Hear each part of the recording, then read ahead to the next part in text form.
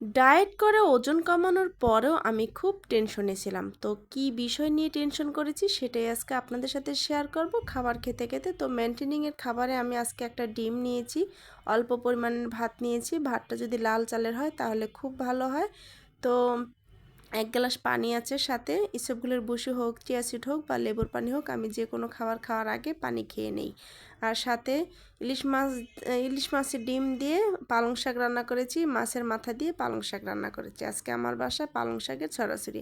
আর এই পালং শাক খেয়ে কিন্তু আমি খুব দ্রুত ওয়েট লস করেছি। তো যারা ওজন কমাতে চান তাদের ডায়েটে এই পালং শাক রাখতে পারেন।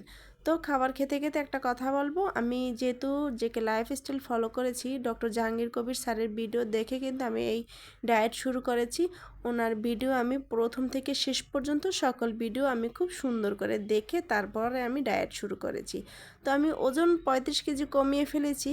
তো তারপর আমি কিভাবে চলবো, তারপর আমি ডক্টর জাহাঙ্গীর কবির স্যারের ভিডিওগুলো আবারও দেখা শুরু করি যে মেনটেনিংয়ে আমি কিভাবে চলবো। তো মেনটেনিংয়ে এসে আমি যেটা বুঝতে পারলাম, আপনি সবই খেতে পারবেন আপনার পরিমাণ মতো।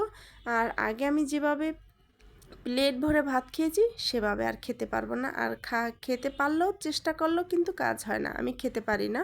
২ বেলার বেশি খাবার খেতে পারি না দৈনিক। তো আমি একবেলা সবজি খাই, আরেক বেলা ১ মুঠ ২ মুঠ আমার পরিমাণ মতো আমি ভাত খাই, শাকসবজি আমি বেশি পরিমাণে খাই। তো এভাবেই কিন্তু আমি মেনটেনিংটা চালিয়ে যাচ্ছি, আলহামদুলিল্লাহ অনেক সুস্থ আছি।